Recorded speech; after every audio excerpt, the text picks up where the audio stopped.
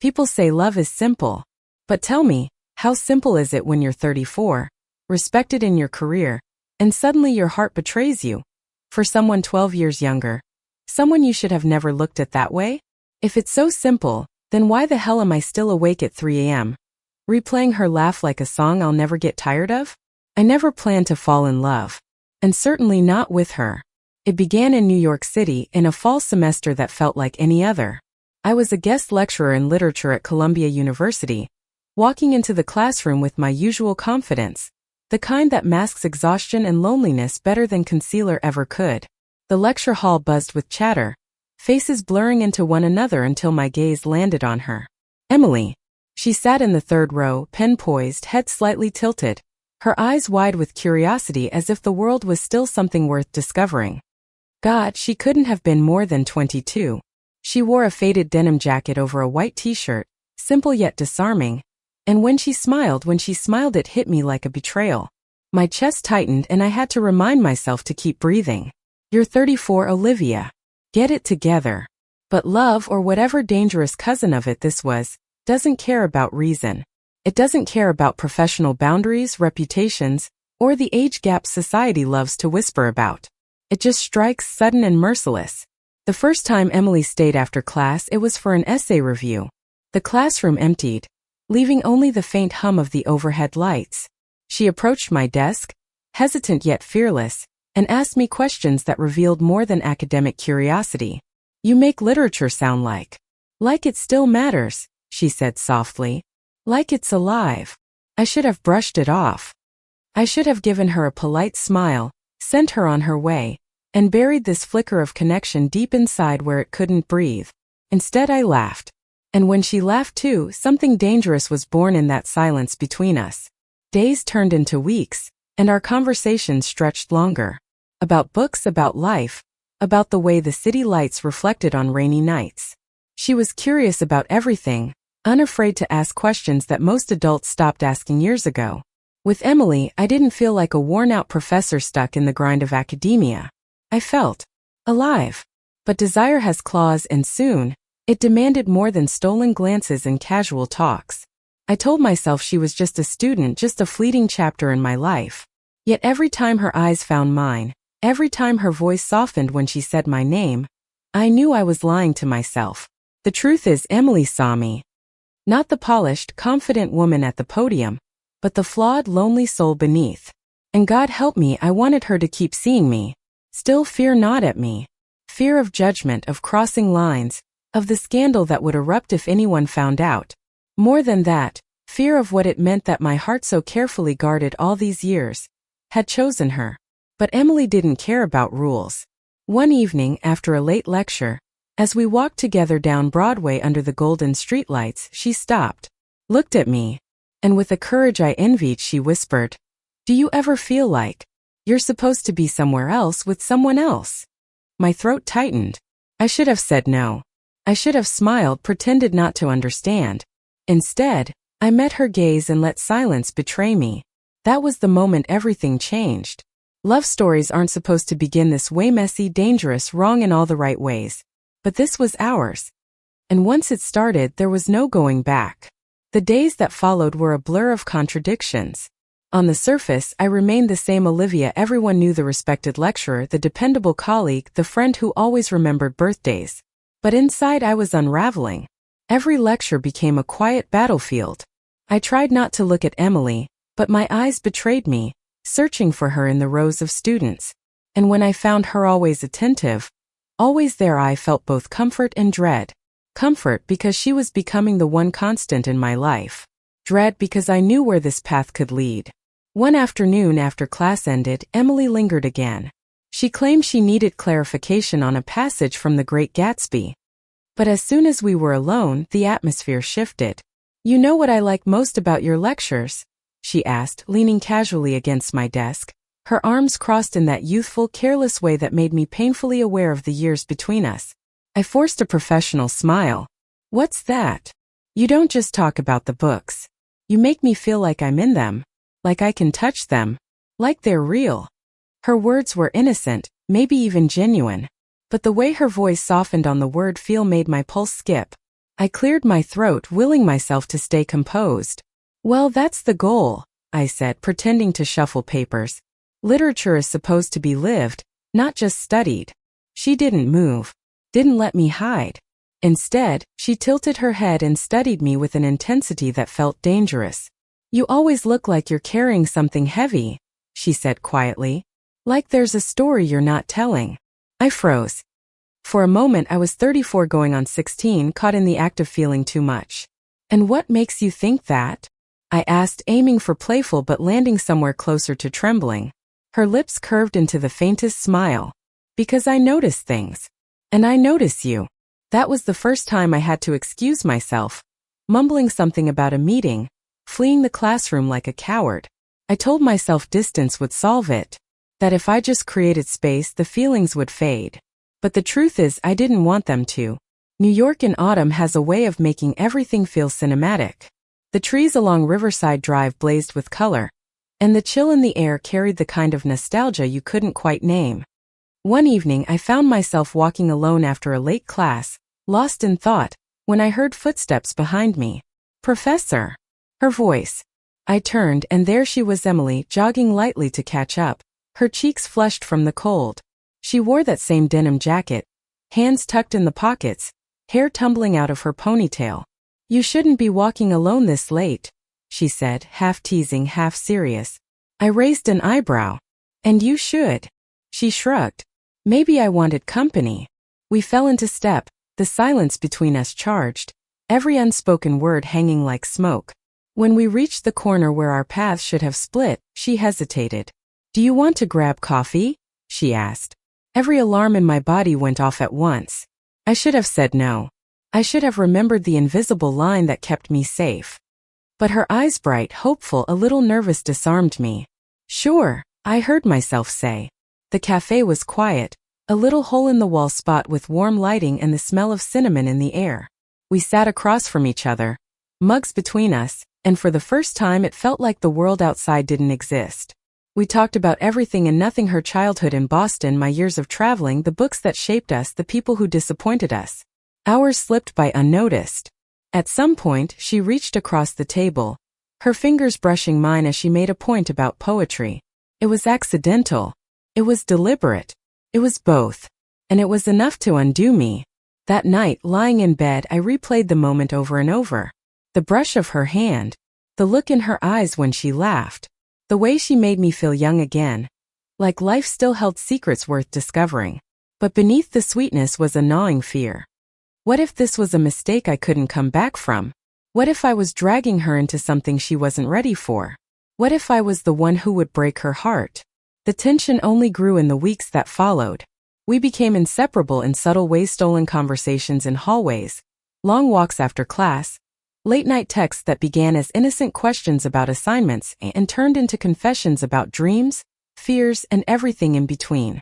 One night she texted me, "Do you ever wish you could hit pause on life? Just stop everything and stay in a moment forever?" I stared at the screen, my heart pounding, before replying yes. With the right moment I would. Her response came instantly: me too. It was the kind of exchange that meant nothing and everything all at once. The breaking point came in December. The city was strung with holiday lights, and the air carried the promise of snow. After a guest lecture, Emily waited for me outside the building, shivering in the cold. "You're going to freeze," I scolded gently, wrapping my scarf around her neck before I could stop myself. The intimacy of the gesture startled me, and I stepped back quickly. But she didn't let go of the scarf.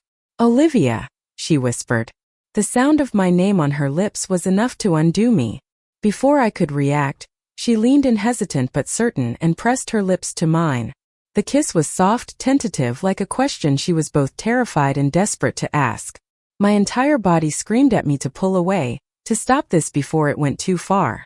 But my heart, me traitorous, aching heart, answered for me. I kissed her back. For one stolen moment under the glow of the city lights, the world disappeared. There was no age gap, no rules, no consequences. Just her warmth, her sweetness, the undeniable truth that I wanted her more than I'd ever wanted anyone. When we finally broke apart, breathless and wide-eyed, reality came crashing back. "We can't," I whispered, though even as I said it, I knew I didn't believe it. Her eyes shimmered with both fear and determination. But we already did. And just like that, the line we'd been dancing around for weeks was gone. If anyone had told me months earlier that I'd risk everything for love, I would have laughed. But love doesn't ask for permission. It doesn't wait for the right time. It just happens, messy and inconvenient, and leaves you to decide whether you'll run or surrender. I didn't run. Emily and I began a secret romance, hidden in stolen moments and whispered words. We met in quiet corners of the library, shared hurried kisses in empty classrooms, and held hands under the cover of darkness. Every touch was electric, every look a reminder of the risk we were taking. But with the sweetness came shadows. The fear of being discovered haunted me. I worried about her reputation, about the whispers that could destroy both our lives.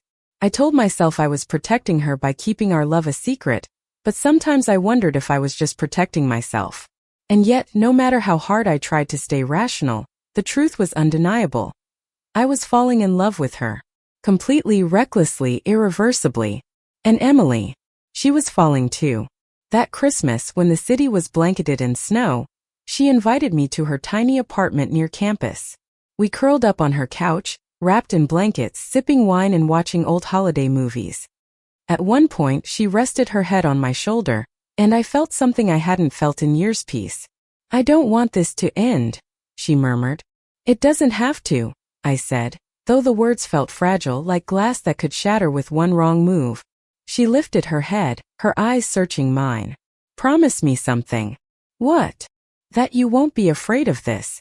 Of us." I wanted to promise. I wanted to give her the certainty she deserved. But the truth was I was afraid. Afraid of what people would say. Afraid of losing everything I'd built. Afraid of loving her too much. Still, I kissed her forehead and whispered, "I'll try." And in that moment it was enough. By the time the new year arrived, I knew there was no turning back. Emily had become my anchor, my light, my reminder that love, even forbidden love, was worth the risk. But I also knew storms were coming. Because love like ours doesn't stay hidden forever. And when the world found out, it wouldn't be kind. The storm came sooner than I expected. It started with whispers. Nothing sharp enough to cut, not yet, but enough to pierce the fragile cocoon Emily and I had built for ourselves. Students lingered longer in the hallways, their eyes flicking toward me, then to her, then back again. Colleagues asked casual questions that didn't feel casual at all. "You seem distracted lately, Olivia. Everything all right?" And then there was the email. Anonymous, of course. Just a few words typed in a cold font. "Are you sleeping with your student?" My stomach dropped when I read it. My first instinct was denial, delete it, pretend it never arrived. But the words stayed burned in my mind, louder than any lecture I had ever given. That night, I met Emily at our usual spot, a quiet corner booth in a bookstore cafe. She noticed my silence right away. "What's wrong?" she asked, reaching for my hand under the table. I hesitated, then showed her the email on my phone. Her face paled, and for the first time I saw fear flicker in her eyes. "Who sent it?" "I don't know. But it means someone's watching. Someone knows." She squeezed my hand tighter, as if she could anchor me to the moment. "Let them know. We're not doing anything wrong." God, I wanted to believe her. I wanted to believe that love was enough to shield us from judgment. But reality doesn't care about the purity of your feelings.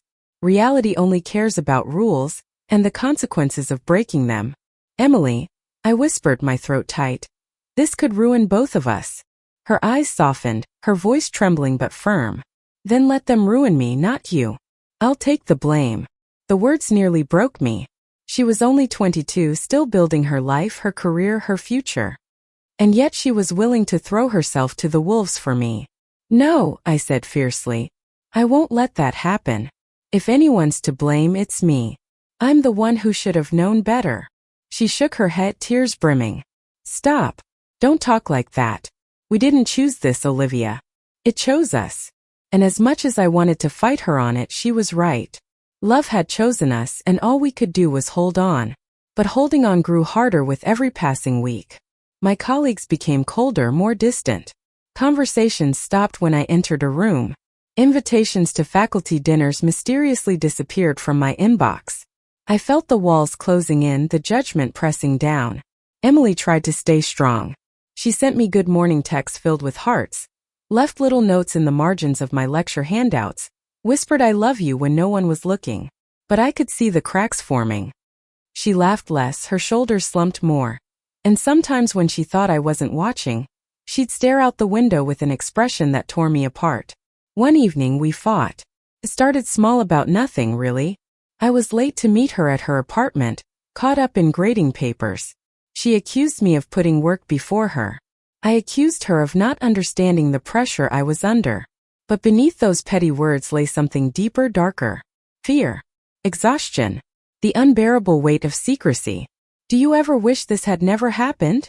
She demanded, her voice cracking. The question hit me like a slap. What? Us. Do you wish you'd never met me? Her eyes searched mine, desperate, terrified. I wanted to say no immediately. I wanted to tell her she was the best thing that had ever happened to me. But the words caught in my throat, tangled with all the guilt and fear I carried. My silence was her answer. She turned away, tears spilling down her cheeks. God, I knew it. You regret me. Emily, no, I reached for her, but she pulled back, shaking her head. Maybe they're right, she whispered. Maybe this is wrong. Maybe I'm just a mistake you're trying not to admit. Her words gutted me. Don't you dare say that. You are not a mistake. My voice broke. You're everything. But she didn't believe me. Not then. Not with all the silence between us screaming louder than my words. That night she asked me to leave. And for the first time since this all began, I did. The weeks that followed were hell. We barely spoke. In class she sat quietly, her eyes avoiding mine. Outside she stopped texting, stopped waiting for me after lectures. I buried myself in work, convincing myself it was for the best, that distance would protect her, protect us both. But the truth was I was miserable. My apartment felt colder, emptier. Food lost its taste, sleep lost its comfort. Every song, every book, every street corner in New York reminded me of her. And then came the breaking point. I was in my office late one evening when there was a knock at the door. I opened it, and there she was, Emily, her face pale, her eyes red from crying. Can we talk? She asked, her voice barely above a whisper. I let her in, my heart hammering.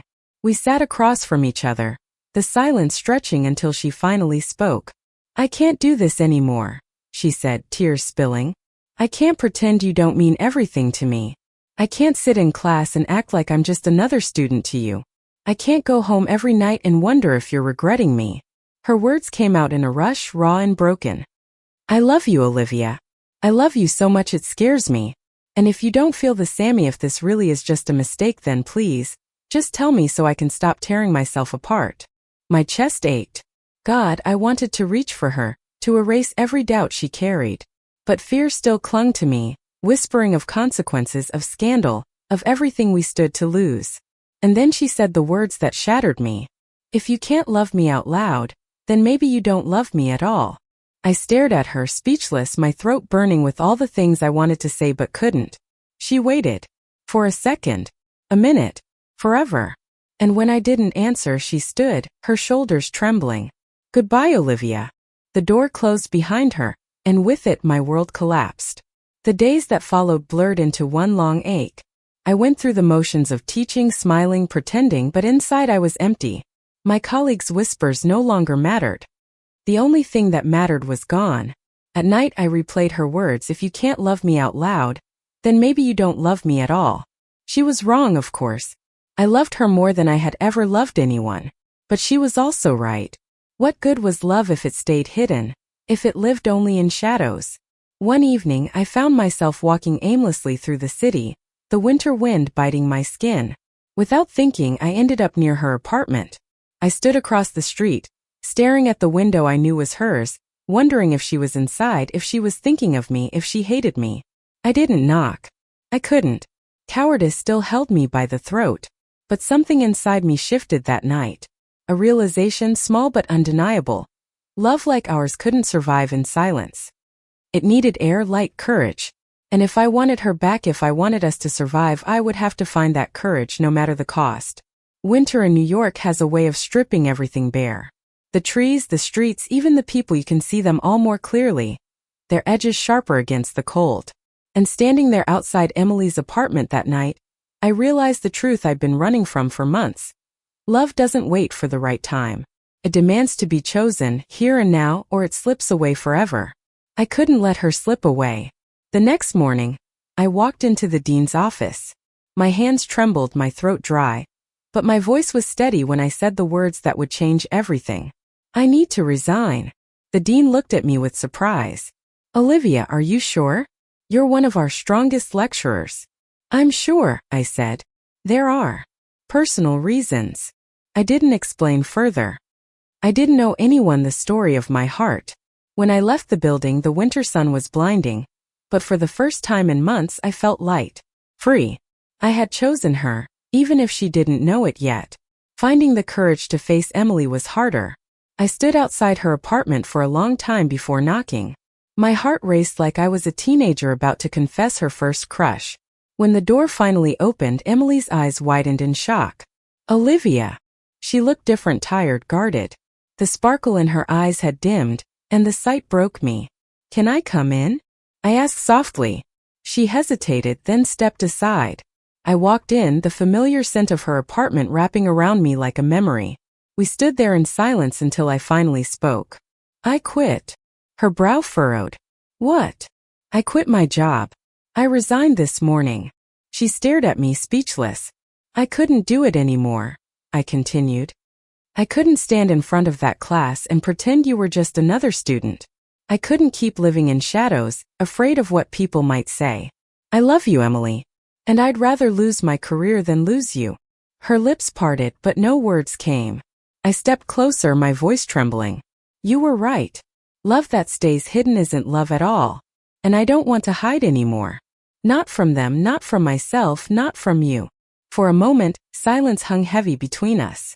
I braced myself for rejection, for anger, for her to tell me it was too late. But then she closed the distance between us, her hands cupping my face, tears streaming down her cheeks. You idiot, she whispered, her voice breaking. Why did it take you so long? And then her lips were on mine, fierce and desperate, like all the weeks of pain and longing had built into this one explosive moment. I kissed her back with everything I had, my arms pulling her close, my heart finally free. When we broke apart, she pressed her forehead to mine. I love you too. God, I love you so much. And for the first time we said it out loud without fear. The months that followed weren't easy. People talked, of course they did. Whispers turned to rumors. Rumors turned to headlines when one student posted about it online. Some called me irresponsible, others called Emily naive. But through it all we stood together. We learned that love isn't just passion and stolen kisses. It's grocery runs on rainy days, late night talks about rent, arguing over what movie to watch, holding each other through nightmares. It's ordinary and yet extraordinary because it's real. Emily graduated that spring. I sat in the audience, not as her professor, but as her partner, clapping until my hands ached when her name was called. When she crossed the stage, she looked out at the crowd and found me. Our eyes met, and in that moment I didn't care who saw. After the ceremony, she ran into my arms, her cap crooked, her smile wide. We made it, she whispered against my neck. We did, I whispered back. Years passed, and our love only deepened. We moved into a small apartment together in Brooklyn, filled with books and plants and laughter. Emily pursued her dream of becoming a writer, while I found a new path in editing. We fought, we made up, we cried, we laughed. And through it all we chose each other every single day. Sometimes, late at night, I'd watch her sleep beside me, her hair fanned out on the pillow, her hand curled against mine. And I'd think back to that first lecture hall, that first moment our eyes met. How something so unexpected, so impossible had changed everything. At 34, I thought my story was already written. I thought love had passed me by. But then came Emily, bright, bold, beautiful Emily, and she rewrote my heart. And now, years later, I know this. Love doesn't care about age or rules or timing. Love only cares that you're brave enough to reach for it. I was. She was. And because of that, my heart was never the same. The last time someone asked me about regrets, I smiled. Do I regret it? I said. No. The only thing I regret is that I didn't choose her sooner. Emily squeezed my hand then, her eyes shining, and whispered the same words she'd said that first winter night. Promise me you won't be afraid of us." And this time, without hesitation, I answered, "I never will." That's how love works, I've learned. It doesn't always arrive when it's convenient, or safe, or easy.